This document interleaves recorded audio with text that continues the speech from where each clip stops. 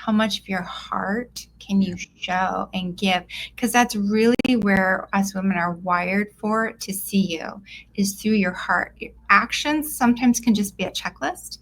Except if I can't get your heart in there, because guess what? We as women, we're wired to attune to things that don't speak. Whether you verbally say something from your heart, we can feel it. Yeah, So 100%. can you energetically give of that space? That's the magic to me. Yeah.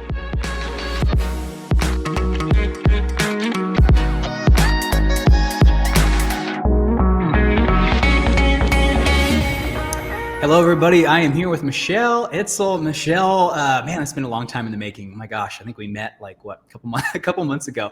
But I'm stoked about this conversation. We're going to talk about, and this is going to be pertinent to both sides, the betrayed partners and the men, right? All of you guys have accused, asked, been put in that tough situation where your wife, are you still checking? Are you? And then you often were probably asking yourself the same question: am I still an addict? Where is the line between normal sexual attraction and sex appeal, impulsive behavior, addictive behavior, objectification. And then, of course, we're going to try and do our best to educate both parties on, how to have a constructive conversation about this. Because this, I'll speak to personal experience. This can be a heated discussion. It's very activating and triggering to your partner to hear that you still find women attractive. That does not feel very good to her. But at the same time, we're also not expecting you guys completely take away some of these biological inherent desires that you have, right? So how do we have this discussion with our partners? How do you know if it's unhealthy? Michelle and I are going to try to clear a lot of that up. This is something I personally have wondered. And just as a disclaimer, this is going to be kind of a gray area. I think, Michelle and I are not claiming to know where the line is. What we're talking about is it is gray. What we're trying to do is help you guys have a constructive conversation about this, because I think, to me, at least my opinion, Michelle, I think this is a debate that men should probably be wondering for the rest of their lives. I always wonder, hey, how healthy is that? Right. And I think this is just something that should stay in your consciousness forever. Michelle, how about you kind of define the difference? Like, there is a difference between sexual attraction, sex appeal, a biological desire, and objectification, right? There is a difference between that. How do you if you were to define the difference between the two and kind of define the line, how do you articulate that? Yeah. Well, I can just go to what would be the extremes. Objectification is, it's in the word object. I'm looking at this person as an object, not as a whole human. It has emotions. That's somebody's mother, sister, whatever, wife. It's just an object, whether it's sexual or whatever. There's just not a lot around that. So that's a simpler definition of objectification. Healthy sexual desire,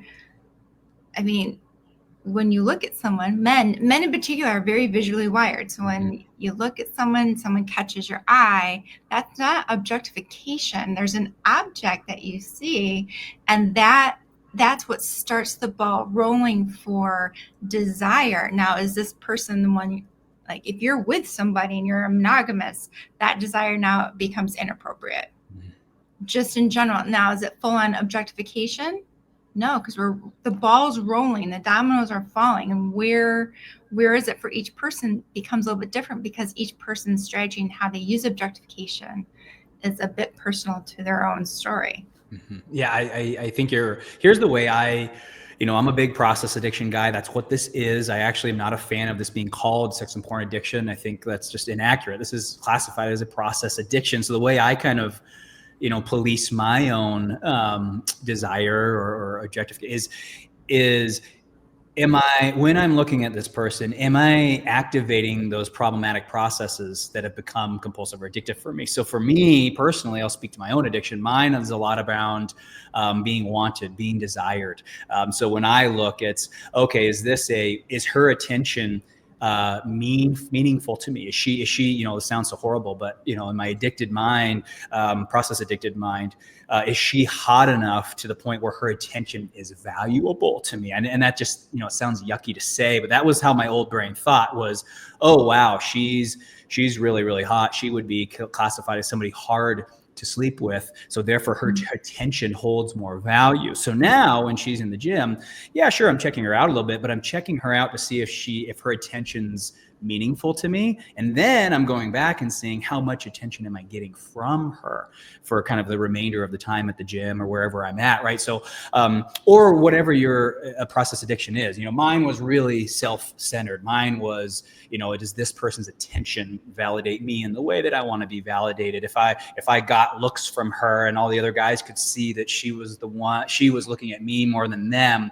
would that mean that I'm better than them? Would they be envious of her attention towards me, right? That's how I kind of police my personal compulsive behavior is, am I running those problematic programs on this individual, or am I just letting her be pretty and leaving it there, right? And I think, guys, I think you got to be honest, right? For me, my process has become activated when I'm feeling inadequate, when I'm feeling behind. And so you could go to the gym on Tuesday, see a beautiful woman, let her be beautiful, and just kind of move on and carry on with your life.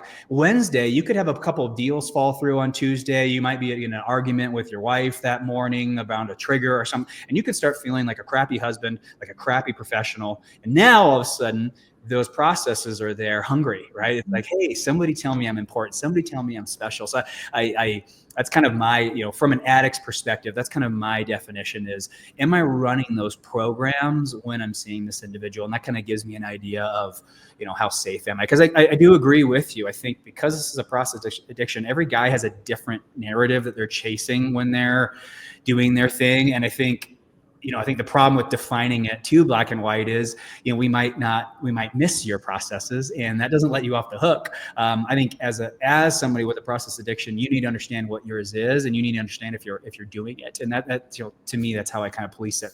So as we, what I'd love to do before we dive into more is, I think I'd love to kind of speak to the betrayed partner's perspective around this, and then the addict's perspective around this in terms of how hard this is to now deal with within your marriage.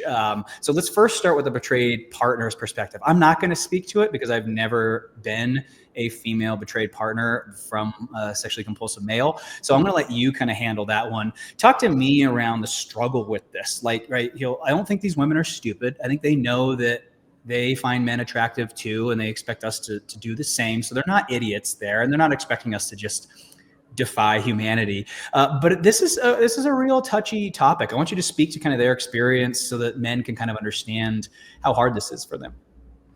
It is. And being a former betrayed partner myself, I have my own experience to be able to speak from. And so I'll probably land a lot from that area, along with pulling in some of the information with women I've worked with.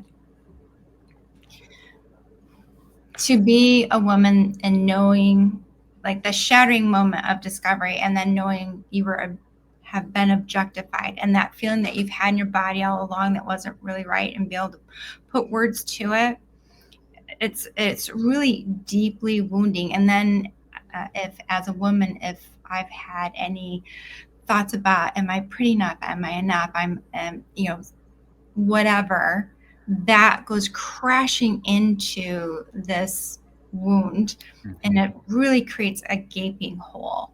And so as we're trying to heal through with a spouse or person, partner, in this process, it can get really tricky because it can feel poked often, because if you look at her, then I must not be enough. Mm-hmm. And it's not really what it's about. It has nothing actually to do with me. It could be anybody over here. Beautiful, not beautiful, whatever. Beauty to me is also inside out, not outside in. And that is really hard as a female to hold, that the look he just did over there is because he's got stuff going on inside that he is navigating for his own worth and value. Mm-hmm. But it knocks ours completely upside down. Mm-hmm. And that's like, oh, I'm not enough. Am I skinny enough? Am I performing enough? Am I whatever enough? Like that vicious circle. Mm-hmm. So healing through that, it's important that both sides understand it. And from the betrayed partner's perspective, healing through that also means owning my own wounds that came before it. Mm-hmm. How this, like, actually landed inside the objectification wound as well, how they just end up in the same bucket. And being able to know I can be objectified and I'm okay. Mm-hmm. I'm no longer in danger from the outside world or even the person I'm with, because I've connected and healed towards myself enough Mm-hmm. that it's not danger anymore, and I can tell the difference. Does that make Yeah, sense? yeah. What I find for in my experience with my wife is it's such a hard thing because a lot of this was going on in her brain and in our culture before I did this to her, and so it's really tough because it's like she doesn't want to blame me because yes, a lot of this is an internal narrative of hers that she is in control over, and our society was doing a lot of this before I did it, before I did the things I did to her. But at the same time, it wasn't an issue until I did this. So I think what I would say for the guys to be sensitive is, you guys are the reason this is a problem, because she wasn't an idiot. She knew we lived in a hypersexual culture. She's not stupid. She knows plastic surgery is up 990% from just last year alone. Like, she's not dumb. She knows that we live in a place that is overemphasizing the female figure, and women are fighting to look impossibly good forever. And but she didn't think that you were a part of that. She thought that you and her were special. And so that's kind of the gut punch. Is it's like, she knew there was all of this ugliness, and then now by you doing this, you kind of become one of them. And I think that's the thing that I've really started to realize is, I'm one of the bad guys now, and that sucks. But at the same time, I've also come to terms with it, because I can't necessarily disagree. If I'm really honest, have I partaken in a lot of that stuff? That masculine entitlement, masculine culture around females, the over objectification and the value of the female figure, the youth of the female figure, the perfection of the female figure. Yeah, absolutely. I've participated. I have, and I can't look at her in the eye and say I haven't. And so it's this really elephant in the room that we can't necessarily say that we haven't participated in. And the irony is, she can't say she hasn't either, right? And that's the trick with these poor women. Like, you guys just have it so rough. I mean, you're constantly being forced to get prettier, get skinnier, look younger. Now with plastic surgery not being something you have to hide, you can get it and talk about it openly on social media. It's no longer this secretive thing you have to hide. It's almost like it's just like buying a new handbag now at this point in time. It's a rough place. But that's the thing that I really come to terms with is, I did participate, and I don't have the leverage to tell her that I haven't. It's just this, the best way I've found a way to deal with it is, I am sad that it's the way it is for her. I'm sad that it's the way it is for men. And I don't know, can we fight it together? Can we come together and acknowledge that it's really sad that culture's gone this way? And can we kind of unsubscribe as a couple? But again, that's tough, because in her brain, I've subscribed, and she's constantly wondering, am I just saying this because I got caught? Right? Do I really want to unsubscribe? And, I think that's the challenge with losing her trust is, how does she know that I don't want to participate anymore? And it's tough. How do I prove that to her? Right? Other than my actions every day, but it puts us in this difficult mind. Anything you want to say to that before we kind of switch over to the addict struggle? I do. I just want to add, yes, I also encourage men I work with is, how much of your heart can you show and give? Because that's really where us women are wired for to see you, is through your heart. Your actions sometimes can just be a checklist. Sometimes, not all the time. And acts of service can be amazing, except if I can't get your heart in there, because guess what? We as women, we're wired to birth, whether we give birth or not, we're wired to attune to things that don't speak. Yeah. We're wired to attune to this world and all the nonverbals and all the energetic shifts. And so whether you verbally say something from your heart, we can feel it. Yeah, 100%. So can you energetically give of that space? That's the magic to me. Yeah, I think it's hard. And I think this is where I like the concept of process addiction better than sex addiction. Is she is not stupid. She knows what these processes are. One of the things that my wife said to me all the time, which it's painful to remember because I denied it, but she was right. She always said, I don't feel like your priority a lot of the times. And she was right. When I was in my process addiction, usually at conferences or fundraisers or anywhere where I'm like schmoozing people, she wasn't. My priority was enhancing myself, my potential, my position in the industry, the opportunities that I was going to get. And she would see me shift into that gear, right? And so I think where a lot of the safety comes from, guys, they keep saying, oh, I'm not doing it. I'm not doing it. I'm doing this. To me, that's not the safety. The safety is your awareness of the game that you were playing and your tools and, the work you've done to recognize that. I think, to me, when you guys can speak to it, I think that's what really packs the punch. When you can say, hey, honey, I just wanted to call something out. I'm finding myself, I'm really in people pleaser mode right now, and I'm fighting it, but I'm losing the battle, and just kind of owning it. That's safety, right? It's the awareness. She doesn't expect you to be perfect, but it's that, hey, I'm seeing this happen and I can recognize I'm becoming a little egoic and less authentic, right? So let's go into the addict experience. Oh my gosh, I'll start with this one. And then you can speak to it, of course. Oh my gosh, I hate this topic because since I was probably 10, my friends and I have, I would say I hate this about male culture. I would say from probably 10, 12 to 22, the focus was pretty much getting laid, getting the hottest girlfriend you can. It was not about their personality. It was not, the guy circles was, oh, how far did you go with her? How far could you get her? It's just, and that was kind of the vibe for a decade. And, and through those years, you don't matter. I don't have a career. I don't, it's tough being in that kind of adolescent stage because like you don't matter and you don't really have a lot of leverage to show that you matter because you're kind of just in school being average. And so a huge thing that guys do is this. It's a lot of objectification. There's a lot of porn consumption. There's a lot of talking about women like they are trophies to be conquered, and the guy who can collect the most trophies is the winner. And so I think it's really tough with this because to deny that is just false. That's just, maybe you had some wholesome friends that you hung around with. I certainly didn't. And again, it's not just friends, it's television. The movie Superbad was a movie that did multiples of millions in the box office. It's about two high school kids trying to get laid. And that's not the first time. That's, through the 80s, there was tons of, Ferris Bueller. There's just a lot of, there's just culturally young men want to get laid, and it's just not, it's never been kind of spoken as a bad thing. It's kind of been culturally accepted. So I think, as a guy, part of this is really tough because in recovery, we start to recognize how harmful this is, how this is taken away from what our marriage could have been, how this has robbed us of sexual energy and having this incredibly leaking container. So I don't think any of us, I think once we get into good recovery, we start to realize, this isn't doing anybody any favors.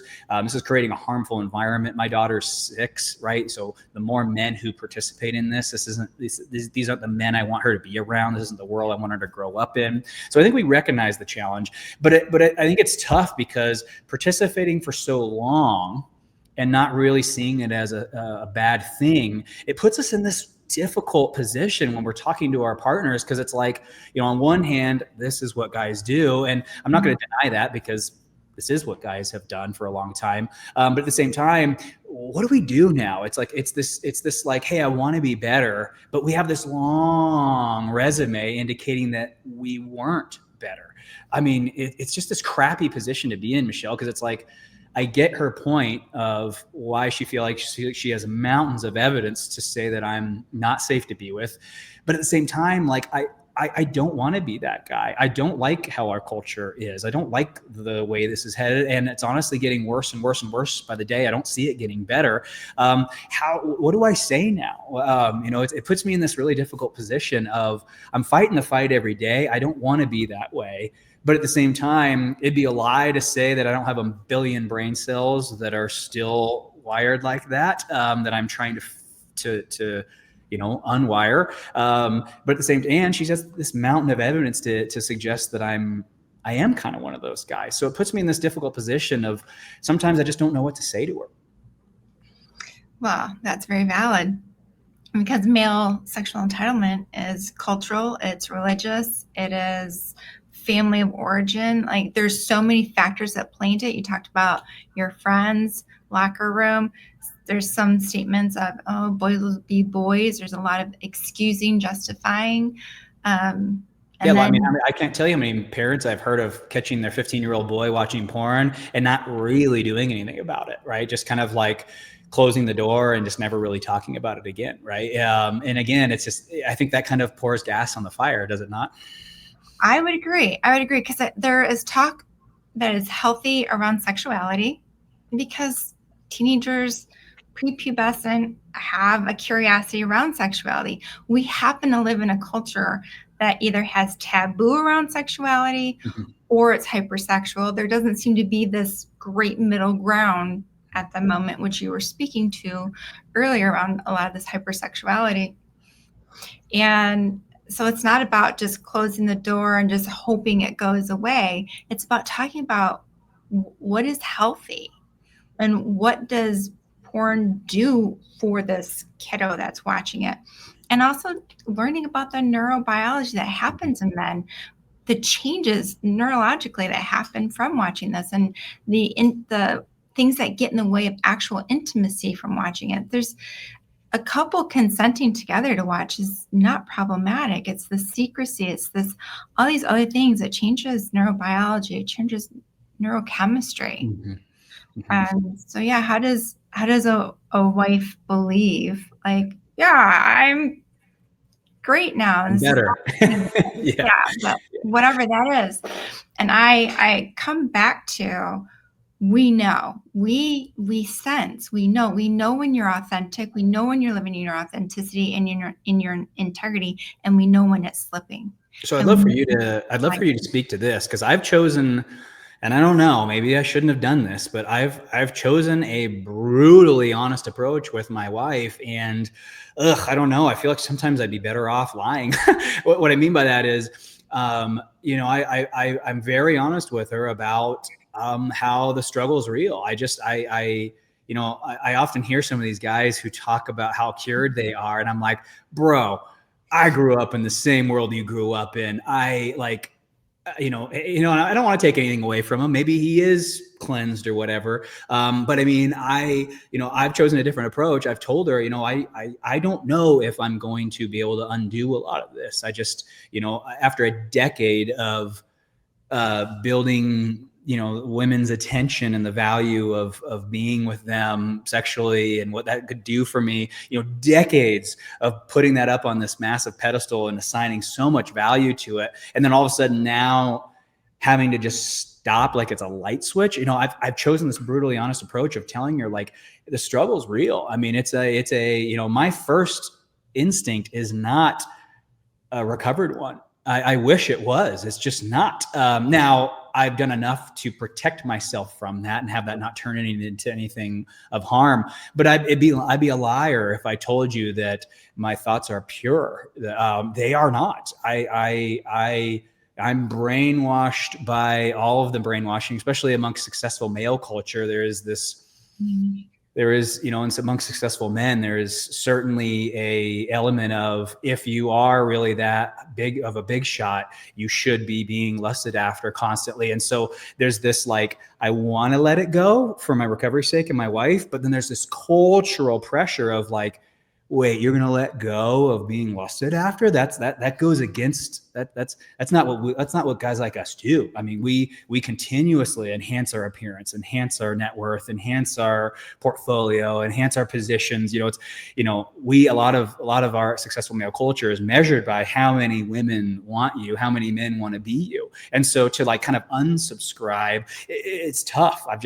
I've spent so much of my life trying to be desired by everyone that, to have it be this light switch, Michelle, I got to be honest with you, it's not. So I just want to speak to that, because I don't know. I mean, it's honest, but at the same time, it's not what she wants to hear.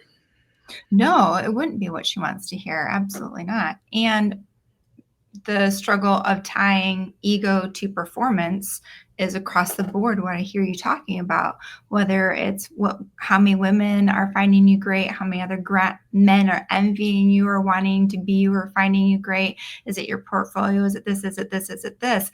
All this ego tied around performance. What am I doing that's creating that I'm now gaining, instead of it being an inside job? It's an outside job that measures my inside job.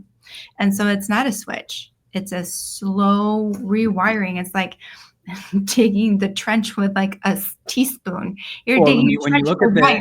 when you look at the APA, the definition of prostitution recovery, I know women don't want to hear this, but the definition in the APA is a slow, steady reduction in duration and frequency. And I know no one wants to hear that. They want it to be a light switch. We want the guy to go to his 3-week inpatient treatment and come out. I'm sorry.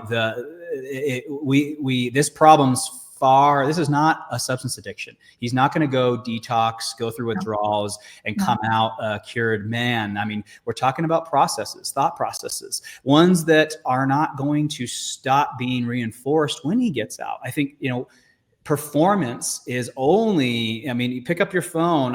Having social media on your phone as a process addict, get rid of that crap. It is just all you're going to see on there is constant reminders of how inadequate you are and what you need to get and become to be admired. It's just, that's what social media has turned into, is how do you become the man that you've always wanted to become? And it's always through these egoic transformations. Right.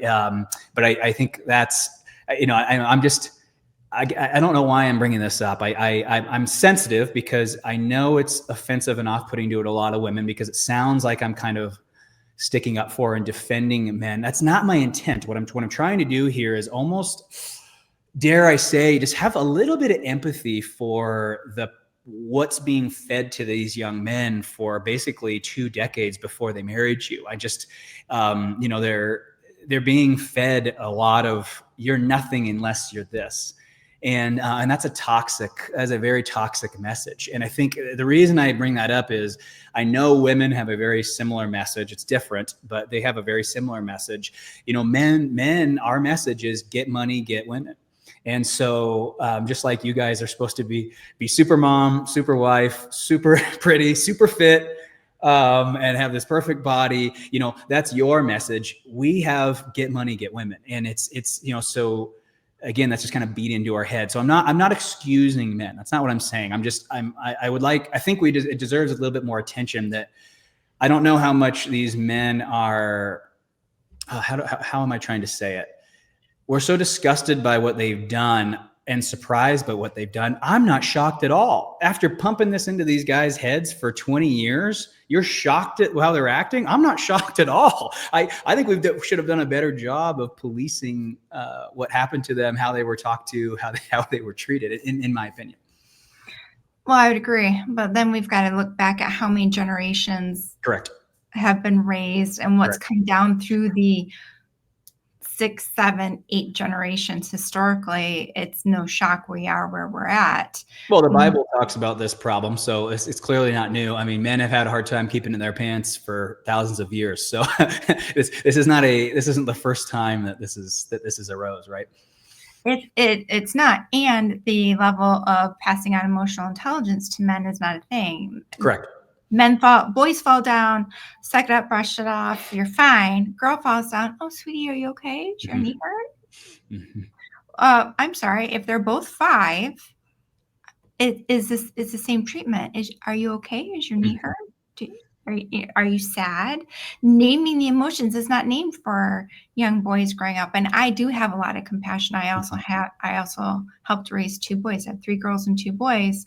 And it was such a balance of this culture of girls want to wear what they want to wear. And they're like, then don't look at me if you can't look at me without this thing happening for you. And then I'm raising young men of, how do you appreciate the beauty of a woman without objectifying her as an object that you think is yours to do with what you want? Mm-hmm. And that's I hope everybody's hearing what Michelle and I are saying. What we're saying, we're not making excuses. What we're saying is there's been a long history of this stuff being done poorly, and it has harmed our world. It's harmed our psyche. It's harmed the ability for monogamy to be honored at the level that we want to honor it. And so, again, we're not making excuses. What we're just saying is all of this is part of recovery. This is trauma. Trauma doesn't have to be abuse, physical abuse, sexual abuse, verbal abuse. Trauma, in my definition, is anything that alters the natural course of who you would have become had you not learned the thing that you learned. And part of this traumatic experience for men is you're not enough. If all the women in the school don't want to sleep with you, that you're below average, you're unwanted, you're less significant, and that is kind of the message that you're more valuable. The more the girls in school like you, the more valuable of a man you must be. And that's trauma. It's trauma because now what did I do for the second that I could not, because middle school was hard for me. All the girls I wanted did not want me back. And it was very traumatic for me. They went off and got with these more athletic guys from wealthier families. So do you think it was a mystery why I became obsessed with enhancing my physical appearance and enhancing my bank account? No, because every guy who kept getting all the women that I wanted were from rich families, and they were extremely athletic and buff, and I was not. And so why did I become wealthy and buff? Because I wanted women to want me, because I hated the feeling of feeling unwanted. That's trauma. It's these small life experiences of being chosen second that turned me into the monster I became. And, that's really what we're talking about here. It's not excuses. It's just, to me, you're not in good recovery if you're not really policing these brain processes that drove you to making these decisions. Any last words before we go on to how couples can have this conversation together? I think you named it really well. And I think the key that you talked about is getting to know it, to really, you say police it, I say become really intimately knowledgeable around this process, becoming best friends with that level of the thing that takes you off track, becoming so intimately close to it that the minute it starts to breathe, you're like, I see you. And not to like bash it, but to offer it like, yeah, okay, I see you. And and you bring something up that you and I were talking about before we started recording, which I want to focus on. I think the problem with calling it sex addiction, porn addiction, making lust the demon is we're zoomed way too in. We're zooming in on the very, very, very final decision that happened to be sexual.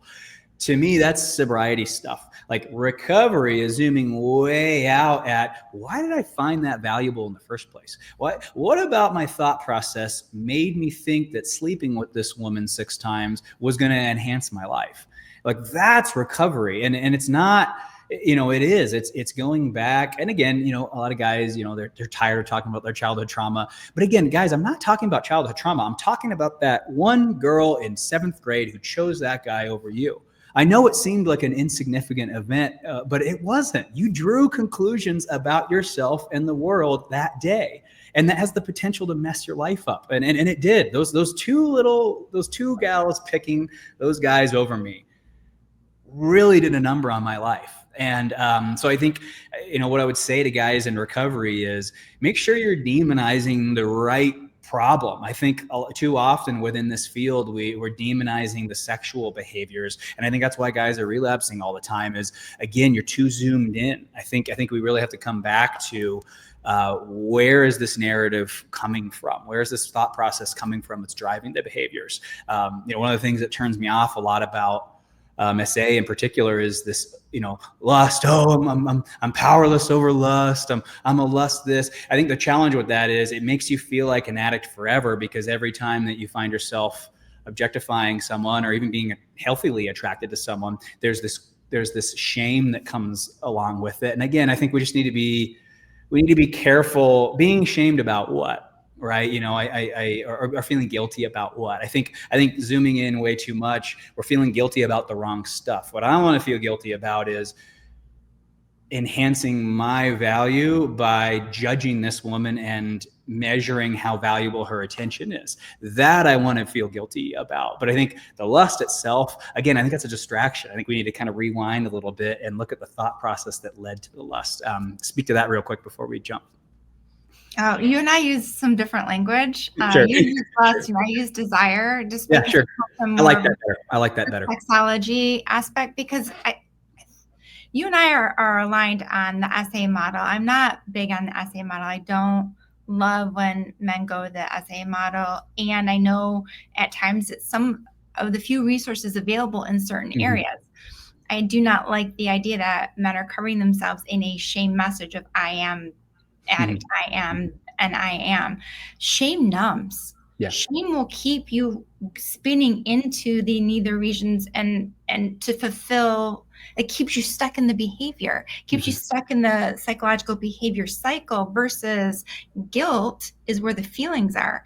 Guilt Mhm. moves you towards what you want, what it is, the emotional aspect. It connects the here to the down here. Guilt is Mhm. actually necessary, Mhm. and it helps you I maintain. say it'll keep you. That's the only thing that'll keep you sober. I mean, feeling bad about doing something.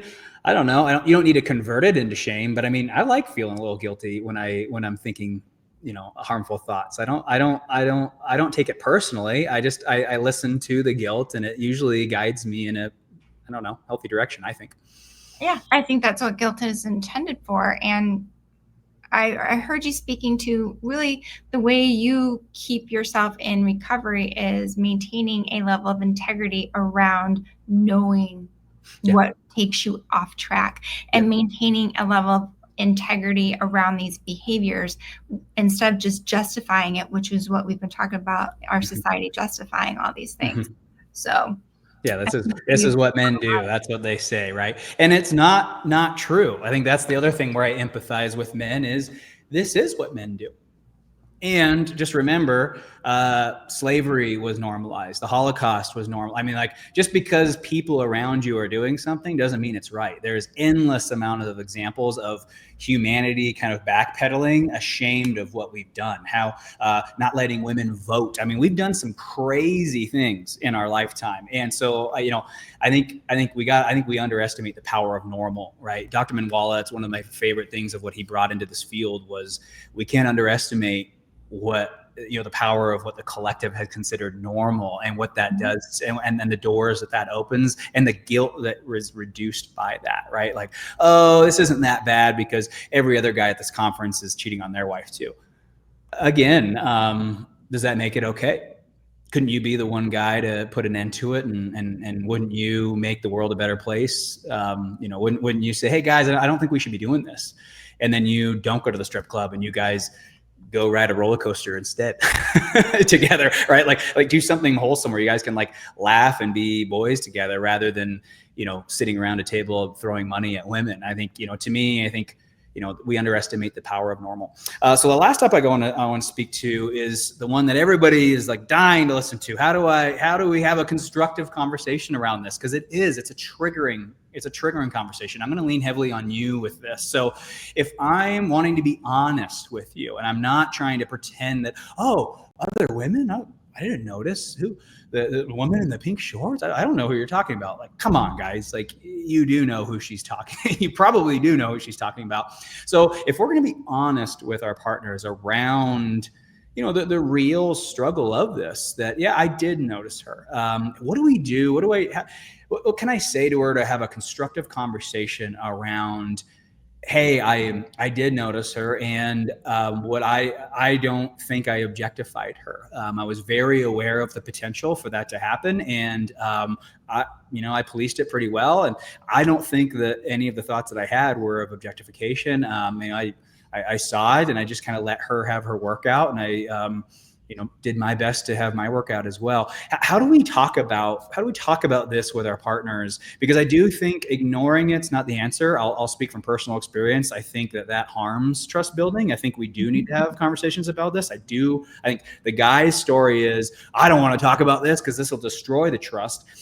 That's not true. That's the opposite.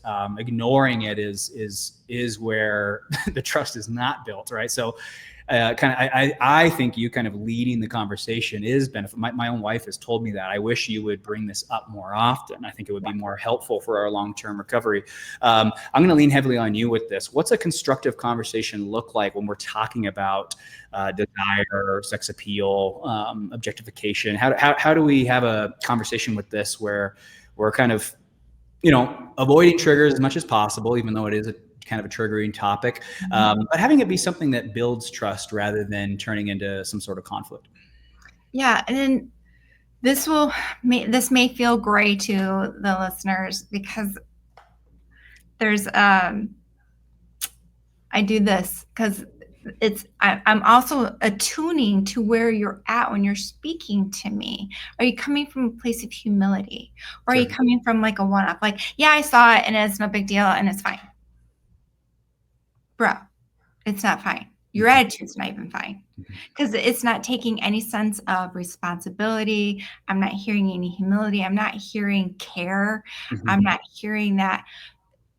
I'm not hearing the sense of your heart is important to me. So, and not that men have to say those words, because those aren't readily available up there. It's a space that men can really hold, which I encourage them to practice holding first before trying to articulate. You're in this space of trying to move so many parts. How do I say it right? How do I do it right? How do I make sure I do it right? So then and I'm like, no. That's like, don't erase that. That's checkboxing. How can you show up in your way of being with her? Of like, man, I believe you noticed that I noticed the girl in the pink shorts, and I believe that might have been activating for you. Is that accurate? And your wife can say, yeah, it was a little bit. Yeah, I'm really sorry about that. I want you to know that I did look, I did see, and as far as my own policing goes, I didn't objectify. I stayed in the lanes. I did the work that we've talked about in my safety plan. And so I just want you to know I stayed in my integrity. And I also want to take responsibility, and I know that can be a trigger. And what do you need from me right now? And for the guys, if it goes sideways, which it absolutely can, stay grounded and just say, I understand that. My point of bringing it up was, I know this is something that we're working on. I'm sorry. I'm sorry. I didn't intend to turn this into an argument. I didn't intend to trigger you or activate you. Because guys, you broaching this topic, I'm not going to lie to you and say it's going to go, it's always going to go well. She might not have been triggered by her. And now you bringing it up is like, oh, do I have something to worry about? So, but my point is, guys, I don't want you to worry about any of that. Stay true and proud of your recovery. You're trying to show her that you're in good recovery. And so, you've got to untether from her reactions to a degree. Don't ignore them. Have empathy for them, but also don't second guess. Oh, well, I'm just not going to tell her next time. But that's what a lot of guys do is, oh, well, that didn't go well, so I'm not going to bring it up next time. No, that's not true. You could ask her. You could say, hey, was it helpful for me to bring that up to you? I mean, this is what Michelle and I are trying to do. Is we're not going to promise you that this is going to go well. What we're trying to say is this is the type of back and forth that you guys have to have. If you handle it poorly and she becomes more activated by it, ask her and say, hey, would you prefer that I don't tell you when I'm using my tools? Maybe your wife doesn't want you to bring it up. I've heard the opposite. I would say from 90% of wives, they appreciate hearing you being in your recovery in the moment. But again, she might not want to, so just ask. Or if she does appreciate it, but it went sideways, say, hey, was there a better way I could have gone about that would have been less activating for you? Because she's going to have to give you some of the feedback as well. You're not going to be able to read her mind, and she knows that. But again, I think where guys go sideways is they assume that they're in bad recovery because of her reaction, and careful doing that, because it's going to drive you guys apart. Well, it is. And one thing that I think is really important with the men that I work with is, can you be that strength, that tree that stands and holds Yeah. against the wind. Like, can her anger, can her emotion be like a wind that runs through? And can you be the tree that lets that wind rustle through instead of being so bent over Mm-hmm. by her emotions? Mm-hmm. Another visual I give mine is envision that you're holding the container, that all of her words are going into it, and you're witnessing them like, oh man, that sounds painful. And see the pain that she's putting into the container that you're holding because you're responsible for this container. And can you just listen to and witness the words? Can you hold? Because let's say it is activating. Let's say this does go sideways. There's a reason she's activated. Maybe it triggers some old anger and she just is going to spin out. Mm-hmm. The more you can stand and hold that, witness that, like, man, yeah, And I empathize with guys because, you guys might not want to admit this. I'm at a point in my recovery where I will admit this. I'm an insecure person. I'm sensitive. I take everything personally. It's hard for me to be that strong masculine energy that she needs. It's hard for me to be that strongly rooted tree. I am an insecure guy, and I take everything personally. So when things go sideways, the first thought is, oh God, I'm in a crappy relationship. Oh, she doesn't care about me. It always becomes about me. And it's hard for me to stay in that place that she needs me to be. And I'm trying to not make it about me in those moments, because that's what she needs. She doesn't need me to take it personally. She needs me to be present with her. And I just, it's hard. It's really, really hard for me. Right when that happens, my first instinct is, I'm failing. I'm a bad husband. She doesn't trust me. We're back to square one. And guys, if you tell yourself that narrative, you're so screwed. It's depriving. That's that lack of empathy that she's complaining about. And she's right, but she's wrong. She's right because you're not being empathetic, because you're making it about you. And in that kind of shameful experience, it's impossible to be empathetic. She's wrong in the sense that I know you care about her and I know you wish you could be empathetic. But that's this challenge of this nightmare that we've gotten ourselves into, is most men that I've met who have this problem are incredibly insecure. And so what we're asking you guys to do is be secure in arguably the most painful time ever. And it's a big ask. But again, communicate with your wife. My wife knows how hard it is for me to not take this personally because of how wounded I am. And again, that's another conversation that you guys are having. But I just wanted to speak to how hard it is to be that strongly rooted tree, at least for myself. That's never been who I am. And I'm trying to get to that place. And that's part of my recovery. I was just saying that is part of your healing recovery, which working with Dr. Manuela, he would always say, take a cup, put it up against the molasses tree in the coldest day in February, and we're going to wait for it to drip. And that's as fast as this work runs. Mm-hmm. And I love that. It's true. It has to be slow. It has to be, take a bite of the elephant. We're chewing it, we're metabolizing it, and shitting it out before we actually take another bite. Yeah, I like that. Yeah. That is the process. And I know men and women were like, let's get some red cells. Let's get back to normal. Whatever normal is, your normal didn't work. So let's not go back to normal. Right. Let's go back to a healthier space that is slow in the recovery for both of you, because the healing, there's individual healing and then there's relational healing. There's 3 plates that spin. Mm-hmm. Mm-hmm. I like that. I think and ignoring any of them is not good. They all need to be examined, right? So Michelle, if somebody's going to reach out to you, how do they get in contact? What's the best way to connect with you? Where are you licensed? Give us some of that information, please. Yeah, I am not an internet gal, so I don't have a website. Good for you. I maybe have a TikTok. That's old. I'm not on the socials. So that's a terrible way to try to get a hold of me. Best way to try and get a hold of me is through email. Yep. At edsall@counselingcenterwm.org. I'll put that in the show notes so that they have a way to contact it. Yep. And I am on Dr. Manuela's website, so you can also find me through his website as one of his people who've gone through his training. You asked me something else. how to Oh, find no, me. that's I'm, fine. Yeah. I'm licensed in Michigan. Ah, cool. Yeah. Mm-hmm. Yes, and I'm moving to Pennsylvania, so then that is my next checkbox of State. Ooh, licensure will cool. be to be licensed in Pennsylvania as well. But I can actually work with anybody in Michigan, no matter where I'm at. And partners, addicts, and couples, all three, or I do all three. okay. It just depends on where people are. I don't see any couples with somebody under 90 days sobriety. Yeah, I like that. I like that. And then each person needs to be an individual, Yep. their own individual, before I will see them as a coupleship. Yeah. Otherwise, sometimes, and because I was a coach before I was a therapist, I also work across state lines Yeah, in the cool. coaching degree Yeah, cool. department as Awesome. well. Awesome. Yeah. So if you guys resonated with her, even if you are not in those two states, still reach out. It still could be a great fit. Michelle, this was awesome. I love this so much. I love it. Let's do it again. Sounds great, Roland.